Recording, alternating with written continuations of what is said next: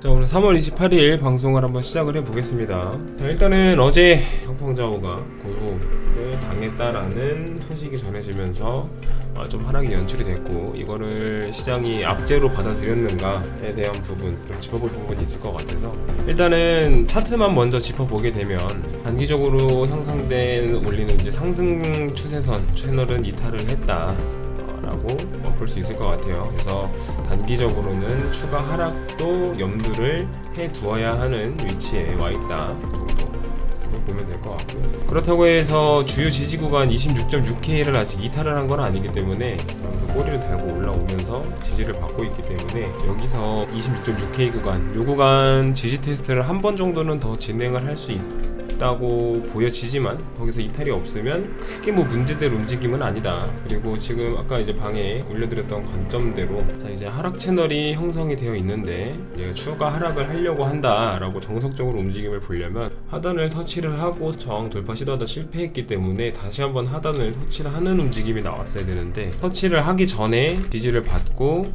반등이 나오면서 이제 정석적인 움직임을 벗어났죠. 여기서 추가 하락 없이 뭐 횡보하다가 상단부만 돌파를 한다면 추세 전환을 시도하는 위치에 와 있다 지금 라고 볼 수 있습니다. 그러니까 여기서 추세를 벗어난다고 해서 얘가 다시 막 상승이 나올 거다 라고 본다기보다는, 일단은 추가 하락에 대한 부분에 대한 우려는 접어둬도 된다. 그리고 저는 아직까지는 비트코인이 추가 상승이 가능한 위치에 있다고 보고 있습니다.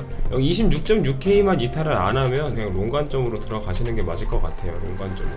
만약에 26.6K가 이탈을 한다, 그 다음은 한 25.6K 정도 지지 구간, 여기서부터 일단 1차적으로 한 25.67K 정도 사이, 그리고 그 다음은 25K 정도로 보면 될 것 같네요.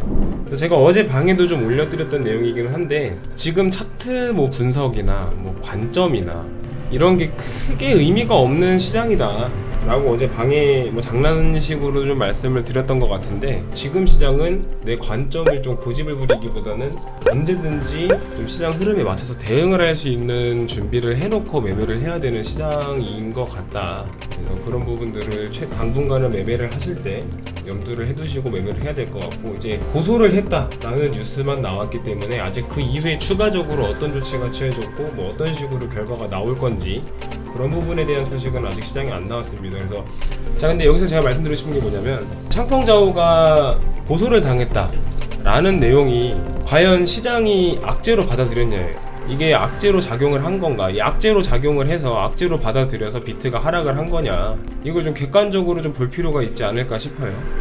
어제 나스닥 차트를 보면 나스닥도 결국 저항을 돌파를 못하고 고점 대비 한 1.6% 정도 하락이 나왔단 말이에요. 나스닥 지수가 1.5% 정도, 1.6% 정도의 하락이 나왔는데, 나스닥이 1.6%, 요즘 보면 변동폭이 큰 건가 싶기도 하지만 어제 나스닥도 하락이 나왔고, 그 시기에 맞춰서 비트도 하락이 나온 거예요.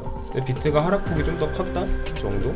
그러면은 창펑자오가 고소를 당한 게 시장이 악재로 받아들였다, 그리고 그걸 확대 해석해서 FTX처럼 바이낸스도 이런 문 닫으면 어떡할 거냐라는 그런 거에 대한 우려감까지 갈 필요가 있는가를 우리는 좀 냉정하게 볼 필요가 있지 않을까? 그래서 방에 올려드렸던 내용을 토대로 좀 말씀을 드려보자면, 이게 고소 내용이죠. 이거 정말 간단하게 요약을 하면, 바이낸스 너네 미국인 상대로 영업하지 마, 미국인들 너네 거래에서 사용 못하게 해, 그리고 너 그동안 뭐 규제 회피한 거 그거에 대해서 과징금 내, 딱 이 내용이에요. 그 이상도 그 이하도 아니에요. 그럼 미국인이 바이낸스 이용 못하고 과징금 1조 3천억 예상치죠, 낸다. 자, 이렇게 결론이 나왔다 쳤을 때, 이게 바이낸스한테 과연 문을 닫을 만한 타격을 줄 수 있을 거냐? 전혀 아니라고 저는 봅니다. 1조 3천억 물론 아깝지, 돈 내기 싫고, 타격이라면 타격이죠. 근데 그게 바이낸스에 문을 닫을 정도의 타격인가? 근데 미국인이 바이낸스를 이용하는 하는 인원들이 바이낸스를 이용을 못한다고 해가지고 바이낸스가 갑자기 그 나오던 매출이 급락하거나 그럴 정도의 영향력을 행사하고 있지 않아요. 미국 거래 이용자 수가 어차피 미국에서 빠져봤자 전 세계 1위 시장이 1위 거래소이기 때문에 미국이 좀 빠진다고 해서 바이낸스가 막 가세가 기울 정도의 타격이 아니란 말이에요. 그리고 두 번째로 이미 창펑자오도 FTX가 어떻게 무너지는지 이미 다 지켜봤죠. 그리고 저희보다 그 자세한 속목을 더 자세하게 알고 있고 더 잘 알고 있을 거고 우리가 알지 못하는 내용까지도 알고 있을 수도 있고, 그래서 시장이 악재로 받아들였다? 그걸 악재로 받아들였는데 6%밖에 하락을 안 했다? 그냥 저는 저항 돌파 시도하다가 실패해서 그냥 하락이 나왔다? 그렇게 보면 될 것 같아요. 자, 그러면은 여기서 조금만 더 깊게 들어가서 생각을 해보면, 자, 그동안 가만히 있다가 왜 이제 와서 요즘 창펑자오 바이낸스를 계속 미국 쪽에서 건드느냐.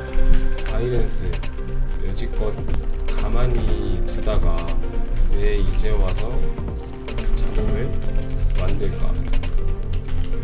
이거를 좀 더 우리는 생각해봐야 되는 부분?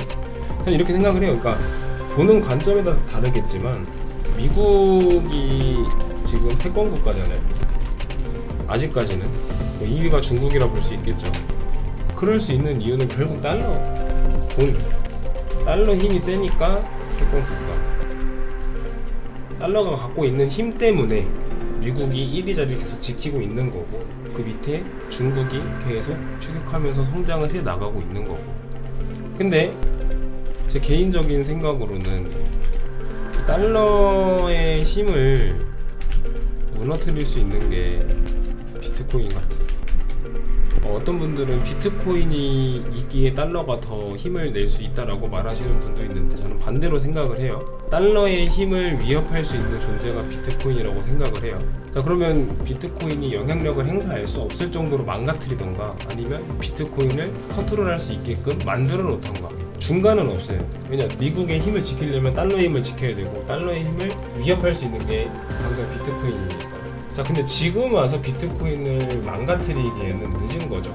이미 전 세계적으로 거래가 이루어지고 있고 전 세계적으로 비트코인을 모르는 사람이 없는데 이제 와서 아무리 미국의 힘이 세도 비트코인을 지금 망가뜨리기에는 너무 늦은 거죠. 그럼 제재를 가하기에는.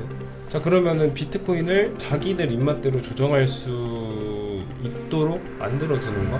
그거죠. 미국이 선택할 수 있는 길은. 자, 근데 최근에 뭐 코인베이스나 미국이 가상화폐 시장에서 차지하는 점유율이 높아졌다고는 하지만 최근 몇 년을 빼놓고 그 전까지는 중국이 압도적인 1위였거든요. 중국 코인들이 파워가 되게 셌던 시절이 꽤 길었죠. 근데 바이낸스는 미국 거래소가 아니라 중국 거래소. 대부분의 인식은 바이낸스는 중국 거래소.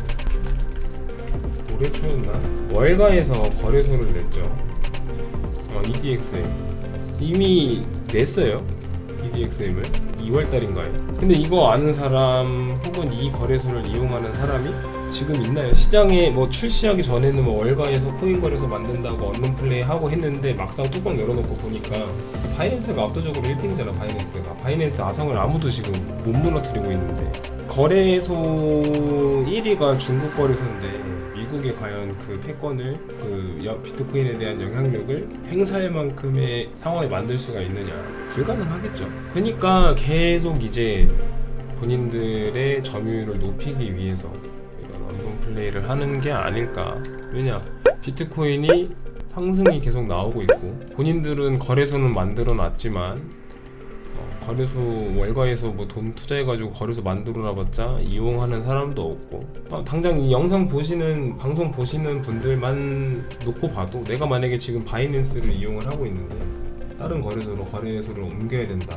대부분이 귀찮아서 안 옮겨. KYC 인증 받아야 되지, 뭐 또 가입하고 거기 거래소로 또 코인이든 돈이든 달러든 USDT든 옮겨야 되고, 이 절차들이 귀찮은데 나는 그냥 지금 바이낸스 거래소 이용하고 있었으니까 여기서 거래하면 문제없이 거래를 할 수 있는데 굳이 다른 거래소로 옮기려고 하질 않아요. 그래서 지금 주변에 보면 한국 거래소 업비트 빗썸만 봐도 업비트 이용하는 사람은 거의 계속 업비트만 쓰고 빗썸 이용하는 사람은 거의 계속 빗썸을 쓰고, 뭐 둘 다 쓰는 사람은 그냥 둘 다 쓰고, 이미 바이낸스가 시장에서 확보하고 있는 영향력이 너무 크기 때문에 안 넘어오는 거 사람들이. 그러니까 이제 바이낸스에 흠집을 내야 되거든. 거기를 신뢰하지 못하게 만들고 거기를 이용하면 뭔가 불안한 분위기를 만들어야 그래야 사람들이 돈을 빼서 거래소를 옮기거든. 그래서 이게 앞으로 어떻게 될지는 이게 뭐 어떻게 될지 저도 정확히는 모르겠습니다만 지금 나오는 이슈들은 정말 뭐 비트코인 가상화폐 시장의 악재다라기보단 그들끼리 힘싸움 하는 거에 뭐 거래 싸움에 새우등 터져 나가는 느낌. 방송 이제 끝내기 전에 마지막으로 이제 차트에 대해서 뭐 물어보시는 분들, 엘리어트 파동, 뭐 1파, 2파 그리고 막 되게 막 복잡한 이론적인 것들을 물어보시는 분들이 되게 많아요.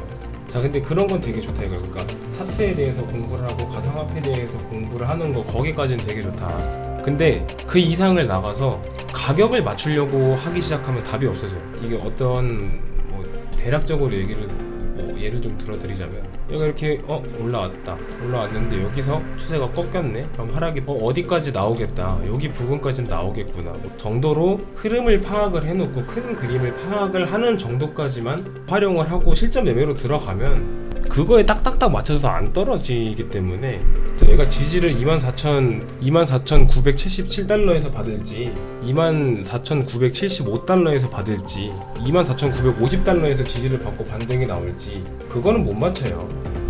근데 그거를 맞추려고 하고 거기에 매수를 걸려고 하고 내가 매도를 할 때도 뭐 25,000달러까지는 올라갈 거니까 25,000달러에 팔아야지 하고 25,000달러에 매도를 걸어놓고 그렇게 하니까 사람이 되게 피곤해지고 되게 힘들어지는 거거든. 근데 그렇게 한다 해서 수익률에 대해서 엄청나게 차이가 나냐? 엄청나게 차이가 나지가 않아요. 그러니까 내가 흐름을 파악을 했으면 이론을 공부를 해서 이런 파동이 있고 뭐 이런 작도가 있고 어디까지 흐름이 나올 가능성이 있고 이런 거를 내용을 익히셨으면 실전에 적용을 할 때는 그 부근 플러스 마이너스 알파로 러프하게 잡고 들어가야지 딱딱딱딱 맞아 떨어질 수가 없어요. 실제로 거래를 하면, 매매를 하면. 내가 막 맞췄을 때 쾌감은 되게 좋지만 그거 맞추려고 하다 보면 매매를 못합니다. 매매를 나는 수익 보려고 매매를 하는 거지 그거 맞추려고 매매를 하시는 분들 없잖아요, 제 방에. 그러니까 그 부분도 좀 참고를 하셔서 얘가 이렇게 진행이 돼서 여기 부근에 오면 혹은 뭐 여기 부근까지 하락이 떨어지면 반등이 나오겠구나, 그러면 여기까지 기다렸다가 여기 부근에 왔을 때 매수할 준비를 하고 그냥 매수를 들어가면 됩니다. 내가 여기 꼬리 찍고 반등 나오는 것까지 다 지켜보면서 여기 더 빠지네 그럼 여기까지 오겠다 하고 완벽하게 바닥을 잡으려고, 완벽하게 고점을 잡으려고 하면은 매매를 못해요. 매수도 못하고 매도도 못하고 매매도 못합니다. 스트레스 받아서. 그러니까 그런 부분들은 좀 러프하게 매매를 해 가셨으면 좋겠다. 그래서 오늘 방송은 뭐 여기서 마무리를 하겠습니다.